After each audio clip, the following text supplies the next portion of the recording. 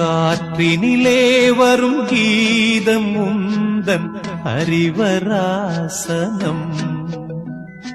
கார்த்திகை மார்கழி காலம் தோறும் புண்ணிய தரிசனம். நேற்றிலும் இன்றிலும் நாளையும் நாங்கள் கண்டிடும் தரிசனம். வார்த்தையில் சொல்ல வார்த்தை வராத உன்முக தரிசனம். வானவர் தேடி வந்து வணங்கும் தேவனின் தரிசனம். வானமும் பூமி யாவும் மகிழ்ந்து காணும் தரிசனம்.